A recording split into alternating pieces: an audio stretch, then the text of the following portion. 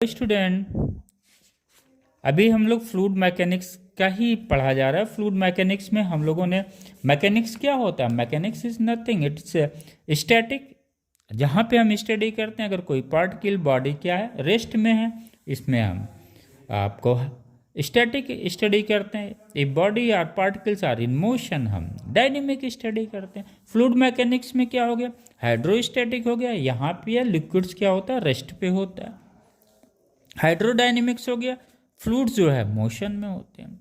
यहाँ पे भी फ्लूइड्स क्या है, एट रेस्ट में। फ्लूइड्स का मतलब क्या हुआ, इट मे बी गैस और it may be liquid, right.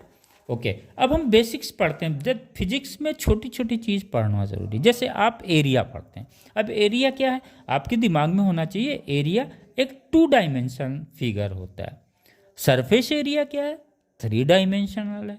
Okay, right. आइए हम डेंसिटी की बात करते हैं। ए सॉलिड और liquid is a incompressible, its density remain constant at constant pressure and at constant temperature. आइए, लेकिन यहीं पे थोड़ा सा जब हम इलास्टिसिटी पढ़ते हैं, मॉडुलस ऑफ इलास्टिसिटी पढ़ते हैं, तो कंप्रेशन जब हम करते हैं तो ये माना जाता है बहुत छोटा सा स्मॉल वॉल्यूम में चेंजेस आता है, इसलिए यहाँ पे डेंसिटी पे हल्का सा चेंजेस नज़र आता है। यानी rho dash change in density is equal to rho 1 + p/b। Clear हो गया। यानी प्रेशर्स बढ़ाने पे डेंसिटी क्या होगी, बढ़ती है। इलास्टिसिटी में तब जबकि बहुत ही लिटिल, एक छोटा सा वॉल्यूम में चेंजेस आता है। Okay, right. Effect of temperature हो गया। टेम्परेचर में क्या था, रो डैश रो 1 - गामा dt, ये हम लोगों ने पढ़ा था। गामा क्या था, कोफिशिएंट ऑफ वॉल्यूम एक्सपांशन था, ये हम लोगों ने। लिक्विड्स का और एक जो इंपॉर्टेंट चीज़ है, इसको भी हम लोग जान लें।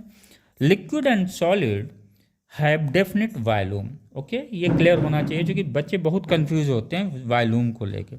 लिक्विड और सॉलिड का वॉल्यूम क्या होता है, डेफिनेट होता है, एक निश्चित वॉल्यूम होता है। But liquid does not have definite shape. Liquid का शेप कोई डेफिनेट नहीं होता, जिस वेसल्स में हम रखते हैं उसी वेसल्स का वो शेप ले लेता है। Whereas solid has definite shape.